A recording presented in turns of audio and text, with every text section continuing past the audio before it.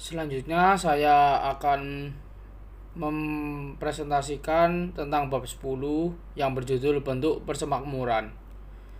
Nah, sebagian besar masyarakat memiliki seperti yang telah ditunjukkan, yaitu saat pertama kali bersatu ke dalam masyarakat, seluruh kekuatan komunitas secara alami ada di dalamnya.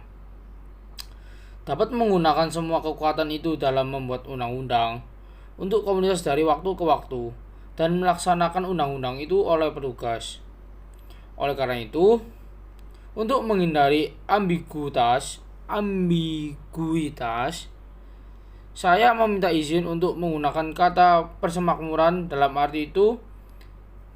arti ini yaitu saya menemukan kata yang digunakan oleh Raja James sendiri, yang menurut saya merupakan makna persemakmuran dalam arti itu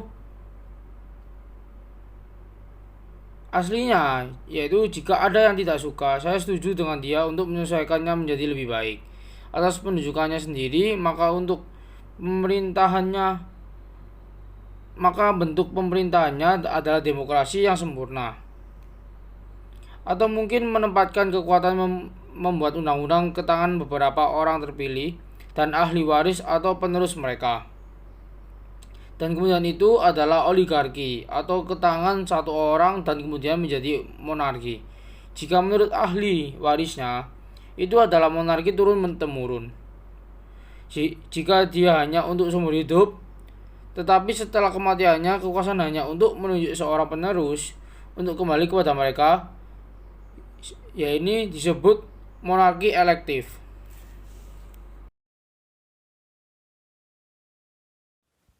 Dari luasnya kekuasaan legislatif, tujuan utama masuknya manusia ke dalam masyarakat adalah menikmati harta benda mereka dalam kedamaian, keamanan, dan juga instrumen. Sarana utama untuk itu adalah hukum yang diterapkan dalam masyarakat. Hukum positif pertama dan mendasar itu semua persemakmuran adalah pembentukan kekuasaan legislatif. Legislatif ini bukan hanya kekuasaan tertinggi persemakmuran tetapi juga sakral dan tidak dapat dirubah di tangan yang pernah ditempatkan oleh komunitas dalam bentuk apapun yang dikandungnya atau dengan kekuatan apapun yang didukung, mempunyai kekuatan dan kewajiban suatu undang-undang yang tidak dapat sanksi dari pembuat undang-undang yang dipilih dan diangkat oleh masyarakat. Karena tanpa hukum ini tidak dapat memiliki apa yang mutlak diperlukan untuk menjadi hukum. Persetujuan masyarakat di mana tidak ada seorang pun dapat memiliki kekuasaan untuk membuatnya. Majelis yang membuat undang-undang itu tidak lebih dari yang dimiliki orang-orang itu dalam keadaan alami. Sebelum mereka masuk ke dalam masyarakat dan menyerahkannya kepada masyarakat, karena tidak ada seorang pun dapat mentransfer kepada orang lain lebih banyak kekuatan daripada yang dimiliki dalam dirinya sendiri, dan tidak ada seorang pun memiliki kekuasaan yang mutlak yang sewenang-wenang atas dirinya sendiri atau atas orang lain untuk menghancurkan hidupnya sendiri atau mengambil nyawa dan benda milik orang lain. Di sini saya akan menjelaskan tentang kekuasaan legislatif, eksekutif, dan federasi persemakmuran. Kekuasaan legislatif adalah kekuasaan yang memiliki hak untuk mengharapkan bagaimana kekuatan persemakmuran untuk melindungi komunitas dan anggotanya. Ketaatan pada hukum yang mereka buat dan sesuai dengan hukum, baik dalam pembuatan dan pelaksanaan. Dengan tujuan masyarakat dan pemerintah, kekuasaan legislatif diletakkan di tangan orang yang beragam. Tetapi karena undang-undang yang sekaligus dan dalam waktu singkat dibuat memiliki kekuatan dan konstan dan abadi. Ada kekuatan lain di setiap persemakmuran yang satu dapat disebut dengan alami. Oleh karena itu, ini mengandung kekuatan perang dan perdamaian, liga dan aliansi, dan semua transaksi dengan semua orang, komunitas tanpa persemakmuran dapat disebut dengan federatif. Eksekutif dan federatif demikian benar-benar berbeda dalam mereka sendiri, namun satu memahami pelaksanaan undang-undang kota masyarakat di dalam dirinya sendiri. Manajemen yang baik dan buruk menjadi momen besar bagi persemakmuran, namun jauh lebih tidak mampu untuk diarahkan oleh undang-undang positif yang mendahului berdiri daripada eksekutif yang seperti saya katakan. Kekuatan eksekutif dan federatif dari setiap komunitas benar-benar berbeda dalam diri mereka sendiri, namun mereka hampir tidak dapat dipisahkan dan ditempatkan pada saat yang sama di tangan orang yang berbeda. Ingin berpendapat pada bab 13, yaitu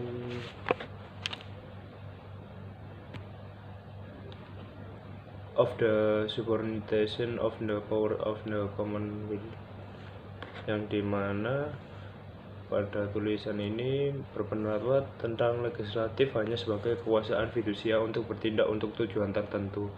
Masih ada kekuasaan tertinggi di rakyat untuk menghapus atau mengubah legislatif. Ketika mereka menemukan tindakan legislatif bertentangan dengan kepercayaan yang diberikan kepada mereka, untuk semua kekuasaan yang diberikan dengan kepercayaan untuk mencapai suatu tujuan yang dibatasi oleh tujuan itu. Setiap kali tujuan itu secara nyata diabaikan atau ditentang, kepercayaan harus dihilangkan, dan kekuasaan berpindah tangan mereka yang memberikannya, yang dapat menempatkannya lagi di mana mereka akan memberikan yang terbaik untuk keselamatan dan keamanan mereka.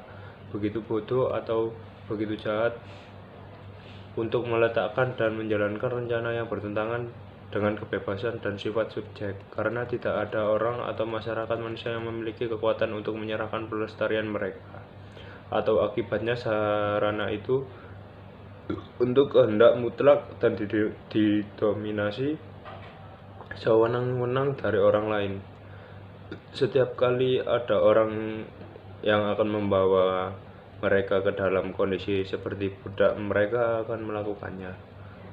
Selalu memiliki hak untuk melestarikan apa yang mereka tidak miliki kekuatan untuk berpisah dan untuk melepaskan diri dari mereka yang melanggar hukum pelestarian diri yang fundamental, sakral, dan tidak dapat diubah ini yang mereka masuki ke dalam masyarakat. Dengan demikian, masyarakat dapat dikatakan dalam hal ini selalu menjadi kekuasaan tertinggi, tetapi tidak dianggap dalam bentuk pemerintahan apapun, karena kekuasaan rakyat ini tidak akan pernah terjadi sampai pemerintah dibubarkan. Dalam semua hal, selama pemerintah hidup, legislatiflah yang mempunyai kekuatan tertinggi.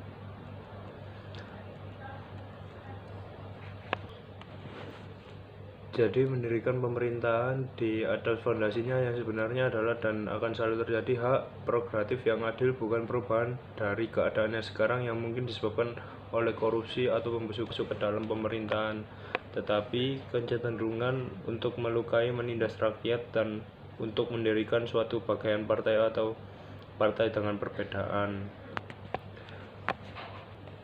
Maka pada bab ini menyimpulkan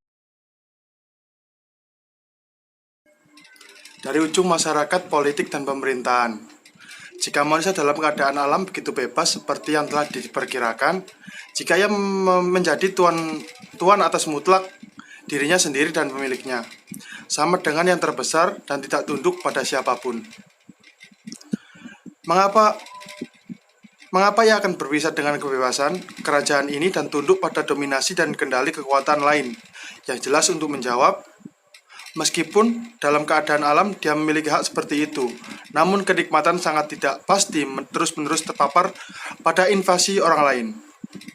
Oleh karena itu, akhir yang besar dan utama dari manusia yang bersatu menjadi Commonwealth dan menempatkan diri mereka di bawah pemerintahan adalah pelestarian properti mereka, yang dalam keadaan alam banyak hal yang diinginkan. Pertama, menginginkan suatu hukum yang mapan, dikenal, diterima, diperbolehkan dengan kesepakatan bersama untuk menjadi standar benar dan salah, dan ukuran bersama untuk memutuskan semua kontroversi di antara mereka. Kedua, dalam keadaan alam ada keinginan yang diketahui dan tidak hakim yang berbeda, yang berwenang memutuskan segala perbedaan menurut hukum yang ditetapkan. Ketiga, dalam keadaan alam sering ada keinginan untuk mendukung hukuman ketika benar dan untuk memberikan eksekusi yang tepat. Mereka yang tersinggung oleh ketidakadilan, apapun jarang akan gagal, mana mereka mampu dengan paksa untuk memperbaiki ketidakadilan bersama. Karena dalam keadaan alam menghilangkan kebebasan, dia tidak bersalah kesenangan. Seorang pria memiliki dua kekuatan. Yang pertama adalah melakukan apapun yang menurutnya sesuai dengan pelestarian dirinya dan orang lain dalam izin hukum alam. Kekuatan pertama yaitu melakukan apapun yang menurutnya cocok pelestarian dirinya sendiri dan umat manusia lainnya. Kedua, kekuatan menghukum dia diserahkan sepenuhnya dan mengukur kekuatan alamnya. Akan tetapi, meskipun laki-laki tidak memiliki mereka masuk ke dalam masyarakat menyerahkan kesetaraan kebebasan dan kekuatan eksekutif, mereka memiliki dalam keadaan alam ke tangan masyarakat untuk dibuang sejauh ini oleh legislatif sebagaimana yang dibutuhkan oleh kebaikan masyarakat. Jadi siapapun memiliki kekuasaan legislatif atau tertinggi dari persemakmuran manapun terikat untuk memerintah dengan undang-undang tetap dan akan ditetapkan, diundangkan dan diketahui oleh orang-orang, dan bukan dengan keputusan-keputusan sementara oleh hakim yang acuh, tak acuh, dan jujur, yang memutuskan kontroversi dengan undang-undang tersebut, dan untuk menggunakan kekuatan komunitas di dalam negerinya hanya dalam pelaksanaan undang-undang atau di luar negeri untuk memecahkan dan memulihkan cedera asing dan mengamankan komunitas dari serangan dan invasi. Dan semua ini harus diarahkan tanpa tujuan lain selain perdamaian, keamanan, dan kepentingan umum rakyat.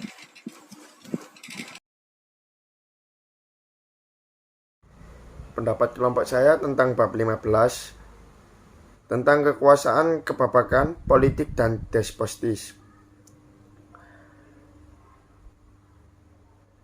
Pertama, kekuasaan ayah atau orang tua tidak lain adalah apa yang dimiliki orang tua atas anak-anak mereka untuk mengatur mereka demi kebaikan anak-anak mereka menggunakan akal atau keadaan pengetahuan di mana mereka dianggap mampu untuk memenuhi aturan itu, apakah itu hukum alam atau hukum kota negara mereka. Mereka harus mengatur diri mereka sendiri dengan saya katakan untuk mengetahuinya serta beberapa orang lain yang hidup sebagai orang bebas di bawah hukum itu. Kasih sayang dan kelembutan yang ditanamkan Tuhan di dada orang tua mereka terhadap anak-anak mereka membuktikan bahwa ini tidak dimaksudkan sebagai pemerintah yang semenang-menang, tetapi hanya untuk bantuan, instruksi, dan pelestarian keturunan mereka.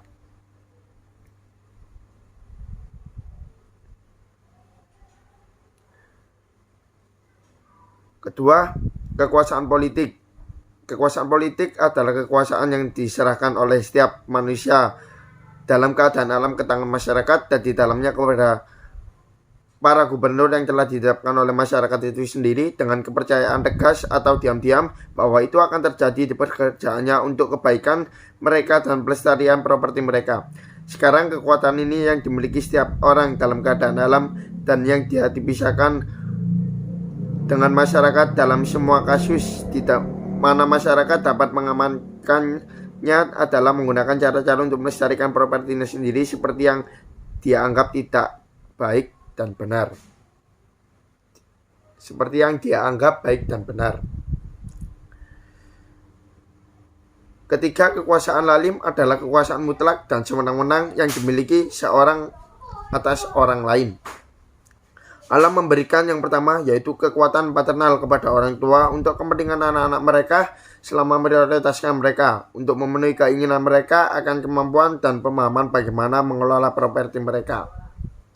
Kedua yaitu kekuasaan politik kepada gubernur untuk kepentingan rakyatnya untuk mengamankan mereka dalam kepemilikan dan penggunaan properti mereka dan penyitaan, memberikan kekuasaan lalim.